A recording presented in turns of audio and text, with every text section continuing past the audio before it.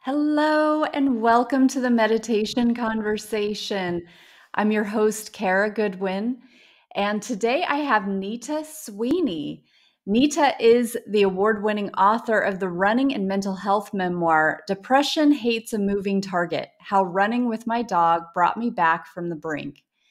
She's a mental health advocate, an ultra marathoner, and the founder of a group which supports well being through meditation, exercise, and writing practice.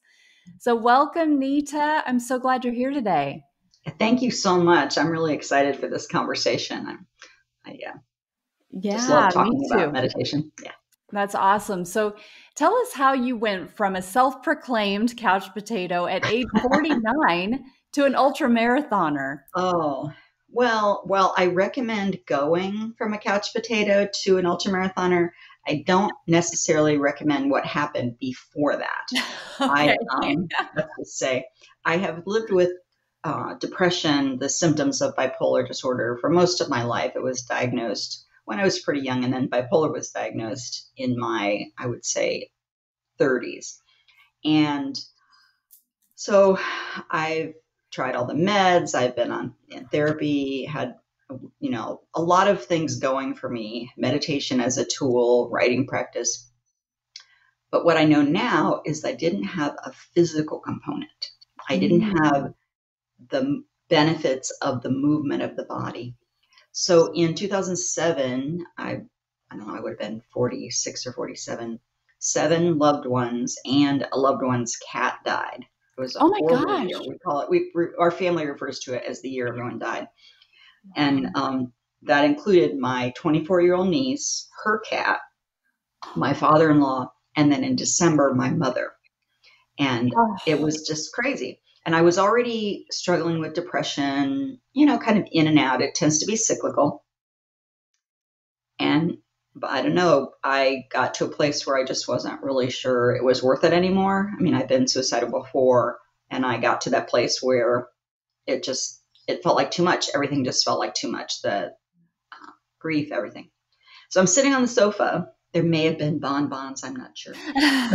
But um, I saw the social media post of a high school friend who said she was same age, at least as large as I was then, which I was much larger then.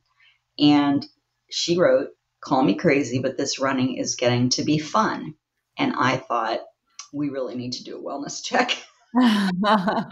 Running, fun. Yeah. But that's where it started. And watching the change in her led me to check out the interval program. And it said 60 seconds of jogging.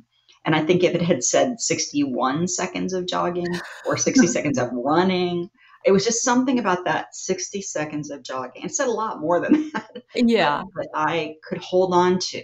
And so when I talk to people, a lot of times I say, just find some tiny little thing. With meditation, the way I started with that, which maybe you're going to get to this question, but my husband was the meditator. He was my boyfriend at the time, and I really liked him. And he meditated. And so one day he said, "You want to sit?" And I said, "I want to what?" And so he set the microwave timer for 5 minutes. And his instruction was try not to fidget. Just try not to fidget. And so it was very similar with running. So I took my dog down in this hidden ravine where I thought no one could see me. I took a digital kitchen timer, which I sometimes use for meditation. And down we went into this kind of hidden place, and I jogged for 60 seconds. So that's how it started. And then a bunch of other things happened that continued to lead me in the direction of what I call running in public, because I thought I was a private runner. I was never going to leave the ravine at that time. But again, if I keep my mind right where I'm at, it's not as scary, because the anxiety, that's the big thing with me, is anxiety. So. Yeah. I used to run a lot too. As my meditation practice has gotten longer, it's harder for me to keep up with the running. So I have to admit I haven't been a runner for a couple of years, maybe 3 years. But I remember I would see, because everybody is a beginner at some point, and I had the same thing where it was like I thought I hated running. You know, it was like, because I knew from gym class or whatever, you know, you don't know Right. what you're doing. You go full on and you're supposed to do like a mile in the end, you know, and it's like, but you start really hard. And by the time you're done, it's like, I'm terrible at this and I hate it. Um, but at one point, just very similar, it was like, if I could just run for a minute, like even if I just got some jogging shoes, running shoes, and just ran for a minute and then walked until I felt fine and then jogged again for a minute, like I could do that. And so it's really funny, but I remember being a beginner and then getting stronger and being able to run without pauses and things like that. But I remember seeing people who clearly were just starting, and you could see they were embarrassed. You know, I'd be running around in a park and see somebody who's like hardly jogging, you know, barely even, because there's just a little bit of a difference at the gait between fast Mhm. walking and jogging. And it's like, and it's, and you could feel their embarrassment, but it's like, no, this is amazing. Like, keep going. Like, don't be embarrassed. It's amazing that you're out and you're trying this, and you know, I would just always try to like give them a smile or something, because it can't, you can feel so self-conscious, like you're supposed to be a master at everything from the get-go, just like you beautifully equated it to meditation. You know, everybody feels like they can't meditate because they don't have experience with it. So they're like, well, I can't sit there and not fidget or, you know, keep my mind still for 5 minutes. That's way too much. And it's like, well, yeah, you build up to that, or you know, Mhm. you try it and then you try it again and you keep getting better. You know, any time that you give to yourself to work on, you know, your own inner peace is valuable, even if it feels like you didn't master it. You know, it's like mastering Yes. takes time. Well, we can understand, most people can understand the muscles of the arms, the legs, even the heart, but the mind is so similar. The tools that we're developing in meditation, it's just like building a muscle. It's something that has to be trained.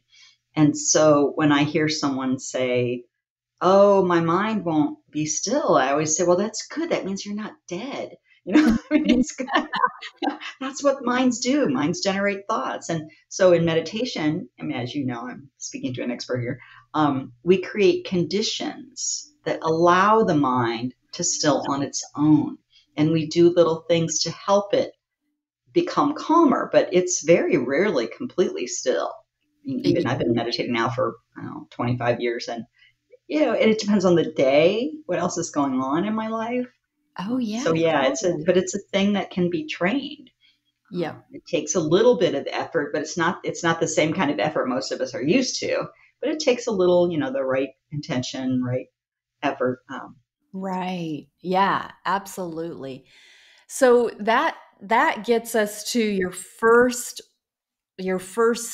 step, for a pun, into running. Um, Now, when we start talking about ultra marathons, to me, that's you're getting into mastery. You know, that's like we're beyond like couch to 5K at that point. So Yes. what was like the tipping point? Like how did that go that you went from, 60 seconds to ultra marathon? Well, it started. At first, I blinked because 10 years went by. Um, but but it started with my sister, who it was her daughter, her only child, who had died of cancer Oh during wow. that bad year. And I made the mistake of telling her I was running. I was joke about that, but that's kind of how it happened, because I didn't tell anybody for a while. I would do it during the week when my husband was at work, and she said, "There's this 5K. We're raising money for research for the cancer that Jamie died from." And that was when I said, "Oh no, no, I'm a private runner. I don't run in public." And then it took me a while to kind of, not too long, but to get over myself and realize, well, embarrassment is not going to kill me, and cancer did kill Jamie. So I went to this race, and there were people of all ages, all sizes, in the fancy spandex, in the pink sweatpants that I had started out in, I mean, everything. It just blew open all my preconceptions about what running is. And I got hooked on the energy of being in community with runners. I started participating in some online groups before that, but that's different. You're hiding behind there wasn't video. We were hiding behind icons and usernames and things like that. And they were very helpful, but but to actually be in person. And I'm a pretty introverted person, but in running, you're kind of running maybe beside somebody, or there's somebody in front of you, behind you. And I just really like that. And then be able to do something for a charity help too. So eventually I just wanted to run longer distances because I loved it so much. And so the big goal was a half marathon. That was kind of the next goal. And I realized I needed a group. I needed more structure. Again, it's so weird because I'm such an introvert, but I needed the structure. And I knew we had a big group here in town that was really well organized. And what was so funny was that I didn't know that people that I actually knew were members of it. People I didn't know they even ran. Because really? We hadn't talked about it, because it's like it's not on your radar until it's on your radar, and then it's everywhere. I call it the powder blue Pinto complex. You go and you drive your unique powder blue Pinto off the lot, and all of a sudden this unique car, you see 20 of them on the way home. So that's the way this worked for me. And so after I ran that half marathon, it's sort of, you're just in the club, and so you start doing what everybody else is doing. And I don't know, a year, I think I did 2 half marathons, and then everybody suddenly in the group was training for the full. And, I talked to people, should I do this? Is this crazy? And the thing that is in my first book, The Depression Hates a Moving Target, is the fact that I have some basically the bones of my left ankle are too close together. And they could have fixed it when I was a kid, but it's the kind of thing that until you often don't even know, because I didn't play any sports. I was in marching band, but it wasn't the kind of thing where they would have noticed it. I rode horses, things like that. And so I had one doctor tell me not to run, and he's sort of a, I don't know, but there's a villain in the story. He's a fine guy. I'm sure he's fine. And I'm sure that from his professional opinion, that's what should have happened. They should have fused my ankle. I shouldn't have run. But there were other people around me, other medical professionals, including doctors, saying, well, what if you just take it easy? What if you just, And so I kept going. And so I ran the marathon. And then this group. But the thing is, you can't just go like, I ran the marathon. I mean, that's such a huge accomplishment. Like it's so far. I've done some half marathons, and I have never even entertained the idea of doing a marathon because it's so much commitment. My husband did the London Marathon, and it was a commitment for the whole family, because there's training that's required. So we had to all work around all the training. Mm-hmm. But let me back up and say I have the most amazing husband in the world. I don't have children. And because of my mental health issues, I haven't had a day job for many, many years. And so I'm privileged. I am able to do that. But I also know people who have jobs and children, and their families say, you're much better when you're training for a marathon. Go sign up. So it just depends. Yeah, that's an amazing accomplishment. Just the marathon. You don't even have to put the ultra in front of it. That's incredible. And you didn't even start running until you were 49. That's it's amazing. And I run slowly, and I don't apologize. So I'm very careful to check the cutoff times for a race before I sign up, because I don't want anybody, there can be a whole argument about, they didn't wait around for me. Well, the cutoff time was 6 hours and you came in at 6, whatever. Yeah. So I'm very careful about that. But I had the support of my family. I had the support of this group. And this group, it's Marathoner in Training, that is through the local Fleet Feed store. When we all show up, at the time, I think there would be 1,000 of us if we all the pace groups showed up at the same place at the same time. So in my pace group alone, the group I run with, there's 30 to 50 people. And so some people in that group, there were, I think, 5 or 6 of us that were training for it in my pace group, but there were 200 other people also training for the race at different speeds, different paces. So I never felt alone. And there's always that, I'm kind of full of these little one-off jokes, but when you hang around in a barbershop, eventually you're going to get a haircut. And so if you hang around with a bunch of people who just run marathons for fun, eventually you're going to run a marathon. And so that's how it morphed from marathon to ultra. Is I changed pace groups because I got a little slower. And also, actually, it was more because I wanted to try the run walk, that Jeff Galloway run walk run kind of thing where you set it. Most people have like a timer on their watch, or you have a little timer you put on your clothes. And my sweet spot is 30-30. So I run for 30 seconds, walk for 30 seconds. And because you can always skip one and run for walk, whatever. And so when I went into the run walk group, there was a group of them that did this one particular ultra, which a full is 26.2 and an ultra is anything above is 26.3 or above. So the ultra that I did is 31 and change, which I know that's no small distance, but there's actually not that much difference between once you've done a marathon, it's like 5 more miles. It's really, I know that sounds crazy, but when you think of it that way, it doesn't feel as big. Plus, and I'm not saying this to diminish my accomplishments, but to try to make this accessible for people. This particular ultra, you have 24 hours to do 31 miles. And it's a 5-mile loop and it's flat. Now it's in the summer in central Ohio, so it's also hot, but it's in the woods. And the support is amazing.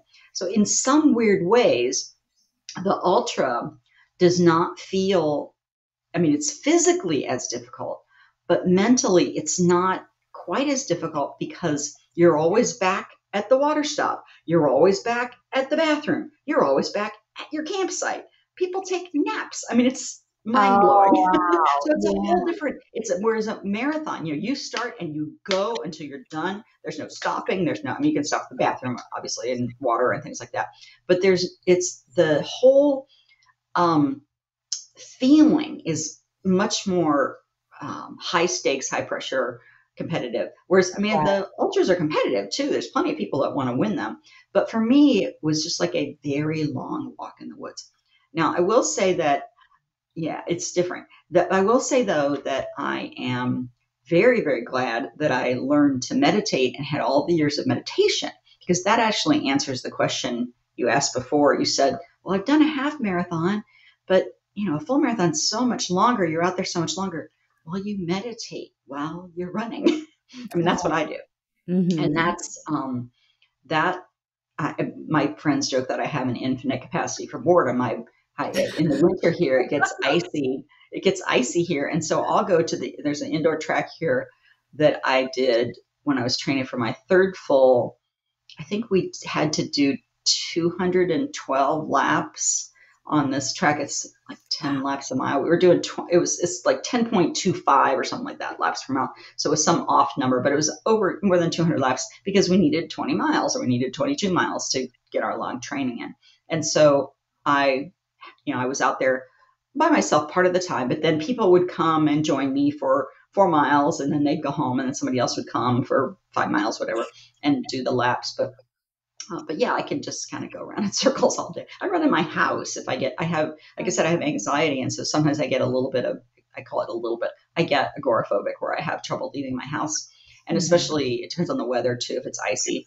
And I'll just jog around my house. I think the max I've done is 12 miles, which was really hard. I had to do 6 upstairs and 6 in the basement because it was just. Oh, wow. But I do that. So. Yeah, that's great. I want to talk about the mental health, like what impact has running had on your mental health? Because of course your book is talking about basically outrunning depression, and how running has affected your mental health. So can you talk a little bit about that, how it's improved things? Absolutely.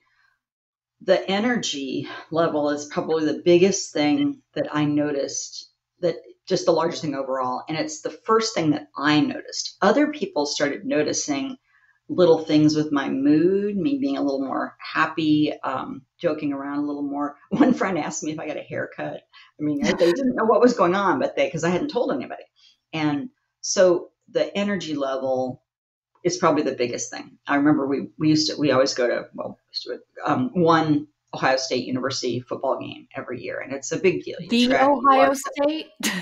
there you go, the Ohio State University. Yeah, That yep. always makes me laugh when Yeah, the the football Ohio State. players do it. Yeah, right, Yeah. right. It is the Ohio State University. Yeah, I'm in I'm a third. Indiana, so we're neighbors. Yeah. Oh, yeah. Um, yeah, I'm a third generation Buckeye, but I usually when we would go before I took up running, it was such a big deal, just lugging everything, getting from the car to the stadium, climbing the bleachers. It was just a huge deal. And we went probably, I don't know, it would have been maybe 6 months after I started running. And I'd done my first 5K, I think, by then. And I realized that it wasn't a big deal.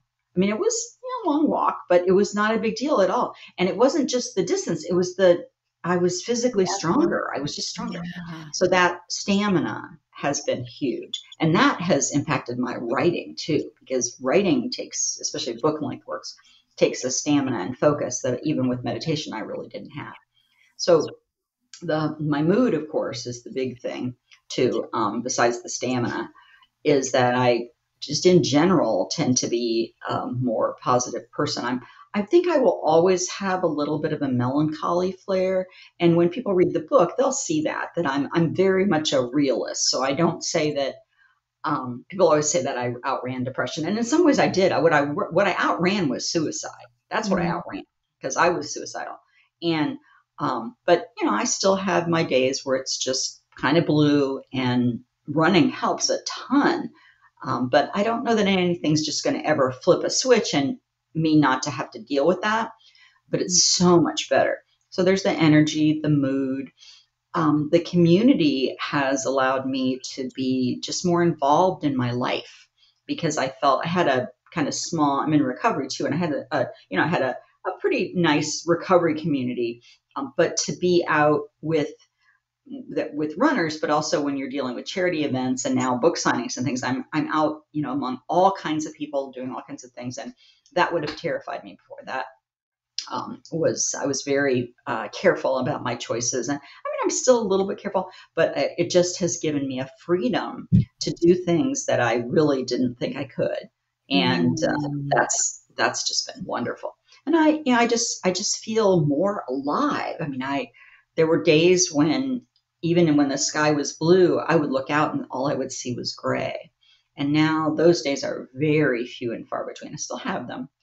Writing the book sort of upped the stakes with everything, because I wasn't used to dealing with professionals at that level. And, talking to someone like you, all of that is part of the process. And that would have terrified me. And now I just feel like, okay, I can go in and do that. So it's amazing how it just sort of bleeds into there isn't any part of my life that it has not positively impacted. Mm-hmm. That's beautiful. I mean, there's so much there, because you talk about the energy, and with meditation, energy is energy, but it takes a little bit of a different lens. We can look at energy from a different lens when we're talking about meditation, when you start talking about it from like a metaphysical standpoint, because from a physical perspective, we often think about energy as like, I'm not so sleepy.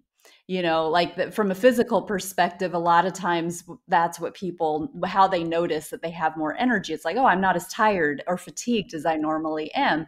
When we start crossing over into meditation-y kind of understanding of energy, it's like everything is energy. And so it's really interesting to think about like why that is, or like how did that come in. And if we consider ourselves as like that, we are energy, but we are these like streams of energy, and our bodies are these manifestations of something so much bigger that we are.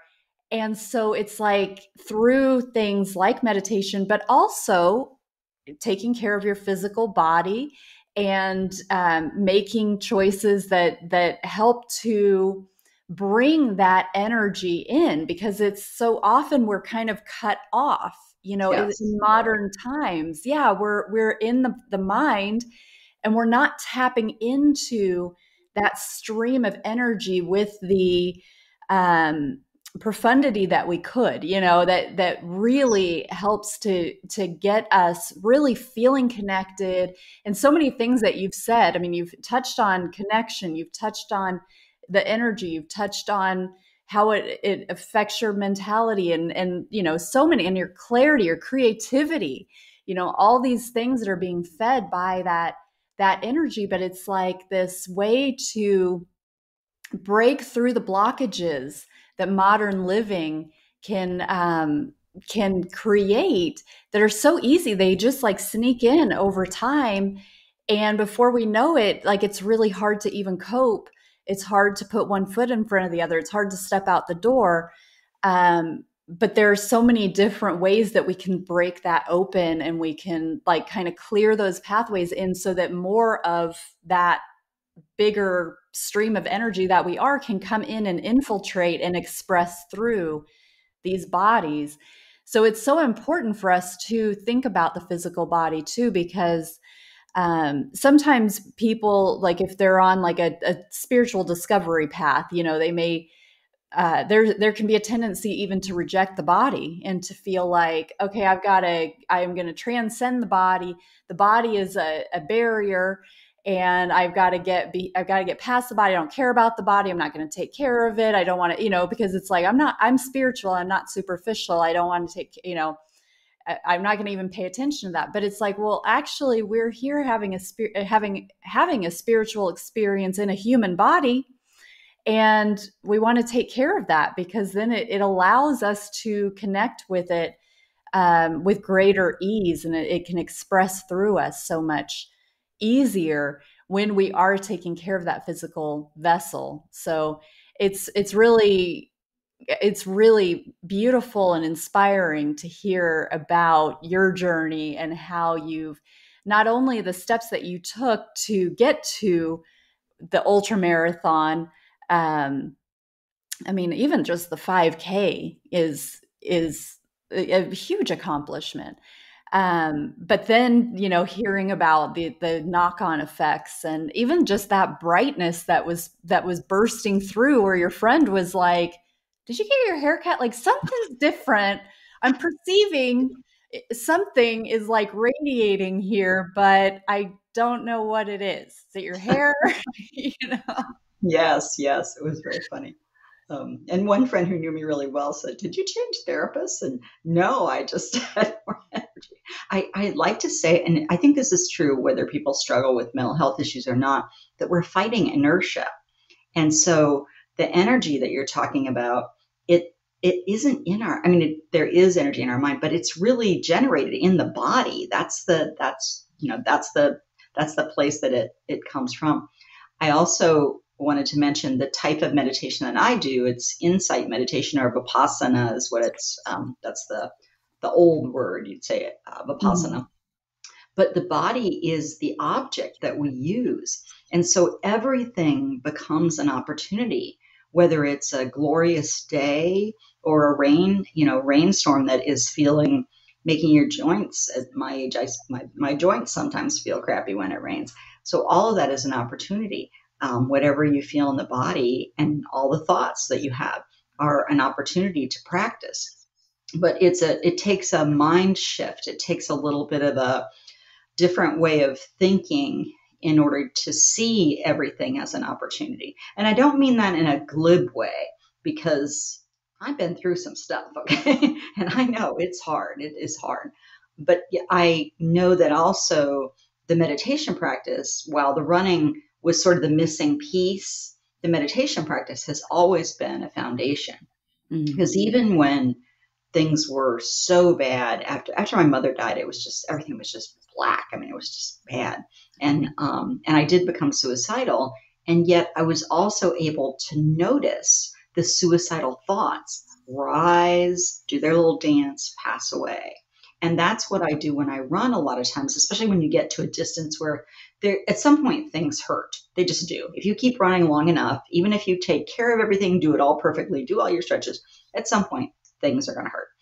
And so that becomes my object of meditation. As long as I know I'm not permanently injuring myself, you know, you don't want to do that. That's something. Let's, be cautious here. But that ability to use the body, the thoughts and the body sensations as the tools with which to meditate. And, some people call it a spiritual experience. Some people call it being in the moment. That's more my spin, is about staying in the moment, because that's where the power is. That's the only reality actually is right here in this moment. Whether if you're going to have a spiritual experience, you're not going to have it tomorrow, and you didn't have it yesterday. I mean, maybe you did, but now is the opportunity to do whatever that is with the practice. And so I think that's the thing I realized with the probably most poignant moment was when I was about 3/4 of a mile from finishing that ultra. And my feet hurt bad, especially my left foot, my one toe just hurt so bad.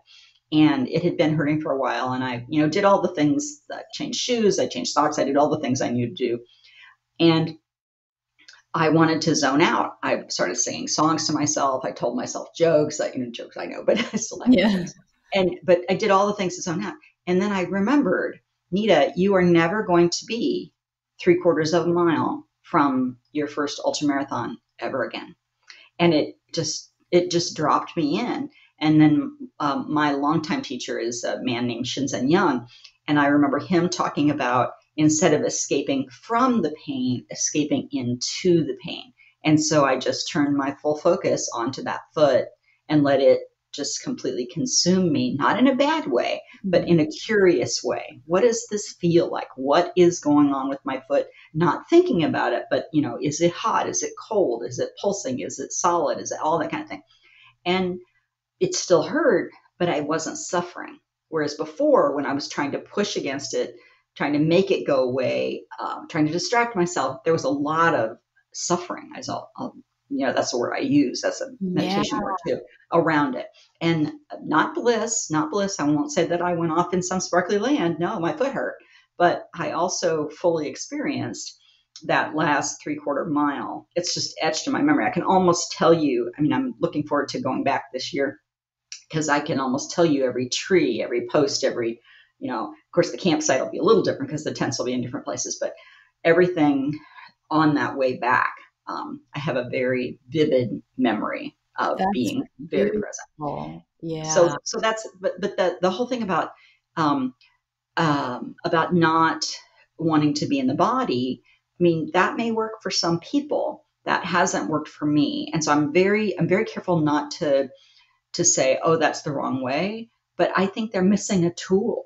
I think they're missing an opportunity that can bring joy that sounds like, oh, you're such a masochist. You're talking about getting joy through pain. Well, yeah, because there's going to come a day when we can't escape it.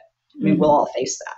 And here I go on my little morbid Nita trip, but really there's going to be a day where you're going to have pain that you can't, whether it's emotional pain or whether it's physical pain, something's going to happen that's going to be big enough that whatever skills you've had, they're not going to work to allow you to escape them. And so Shinzen always says something like, I don't know exactly how he says, at some point you're going to have to jump out of a plane. And this is a build your own parachute kind of course. So we suggest you start building the parachute before you get in the plane. Oh, that's and so I really like that. The idea that, you're building this over time, not in a morbid way, because there's so much joy along the way. There's so much, benefit and just so many things. I could go on and on, but yeah, so let's start.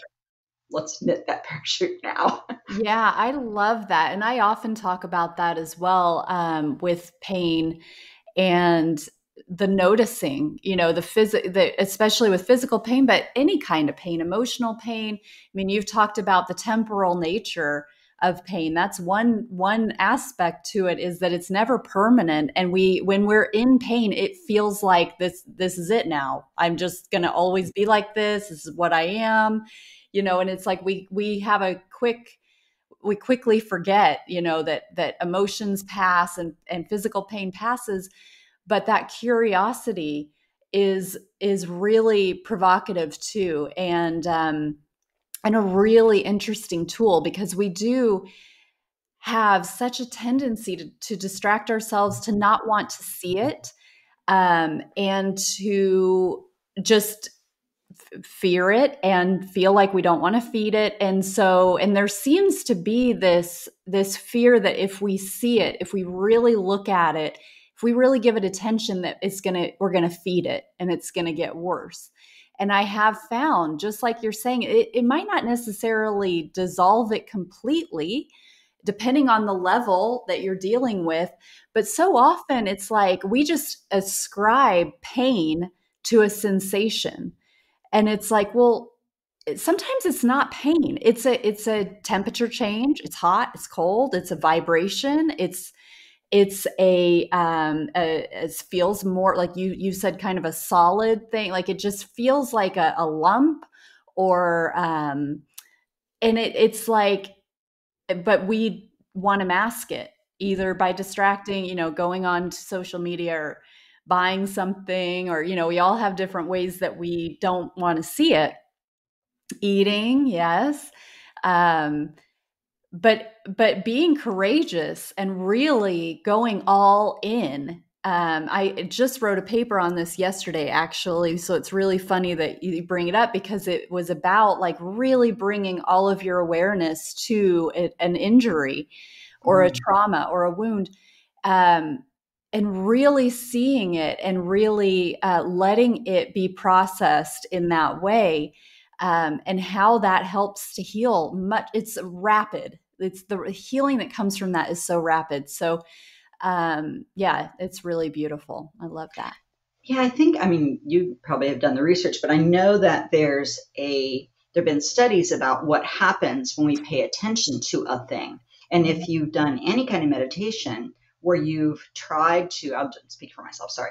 When I do meditation where a pain arises, and I try to think of them as unpleasant, pleasant, and neutral. So an unpleasant sensation arises in my knee, let's say. When I shift my focus, it starts changing. When I first feel it, it may feel like this solid, like a rock, knot, whatever, solid thing. And then we shift our focus. And there's been research that says that the awareness actually has an impact on the sensation, on our experience. So it's on consciousness, essentially. Right. And so I think that that's again, it's an opportunity people miss because it's scary. Yeah. We don't want to feel pain. Nobody wants to feel pain. I understand that. But it's also inevitable. And so that's kind of the Nita message. And I do think that there have been, I don't know, communities kind of swept away with the sort of no bad vibes kind of thing, which I understand the intention is good. And the desire is to bring happiness and joy and relief for people. And I also know that those kinds of things can, in the end, become dangerous because you're not in touch with reality, which is that there is suffering, there is pain, there is pleasantness, there is neutralness. And so having a skill set where you can deal with the days where there are no bad vibes, but also deal with the days when the vibes are so bad that you can't no bad vibes it, it doesn't work. To me, that's a full toolkit. And that's what I want. I want the hammer. I want the screwdriver. I want the drill. I want, I want all the tools at my disposal and the discernment, the discretion to be able to use the one that's right for the situation. And some days I'll, try to pound the nail with the back of the screwdriver and realize, oh my God, that's not working. And it sort of feels like that's what's happening with this. I don't know. I don't want to point, again, I'm very careful not to disparage anything, but I've tried so many different things. And this is the only thing where I felt this type of meditation, where I felt a long lasting benefit that sticks, and that it sticks off the cushion. I mean, I do sitting practice, but I can meditate when I run. And that's actually what my next book's going to be about, is how to meditate while you do any kind of movement form. Because we hear in meditation, there's a lot of talk about posture, about the need for a particular, well, just the way that posture impacts your mind state. And it does totally. And so my suggestion is that you can transfer the awareness and the skills of attention, calm, concentration, clarity. You can transfer those skills into movement as well. And it just becomes the posture. Your movement becomes the posture. And then I talk a little bit about the book about the importance of having good form for whatever the movement is, so that if you focus on that, that will also help with the meditation. It's sort of again, we have to bring the body in. We can't just do the head thing, mind thing to any movement. We have to bring the body into it too. So that's beautiful. Well, thank you. How can people find out more about you? Oh my goodness. You can go to nitasweeney.com, NITASWEENEY.com. And I have links at the top. There's a link to my newsletter, which I send out. I try to send it out twice a month, and I only try to sell something, a couple times a year. I really try not to sell a lot, except my books. I do want you to buy my books. But yeah, nitasweeney.com is probably the best place. There's also a free book called 3 Ways to Heal Your Mind, a little ebook that if you want that, you'll wind up on my newsletter too. It's, easy to unsubscribe. And then I'm on all the social media channels. I have a Facebook group called Mind, Mood, and Movement, which is, as you said, it's sort of my trifecta. It's writing practice it's kind of mind and mood, and then meditation, again, for mind and mood, and then movement, which is body, mind, and mood. So it's sort of all three. And I always feel like I am sitting on a 3-legged stool, and if I don't have any one of those three going pretty strong, the stool will fall over. So that's kind of that's probably the place I am the most, but the newsletter is probably the best place to find, because that's where everybody gets on the newsletter. You get all the info first, you get the cover reveal, you get, kind of, that's my special in crowd, is the newsletter. So would love for you to hop on that. Awesome. Wonderful. Well, I'll have the link to your site in the show notes so that people can get that. Thank you. So that's great. Thank you so much. Yeah, thank you so much for being here. And I've really enjoyed learning about your journey. It's very inspiring. Thank you for everything that you're doing and for your time today. Well, thank you for your work too. This is very important stuff. And I really appreciate people who are on this path a lot. So thank you for the opportunity to be here. Thank you so much.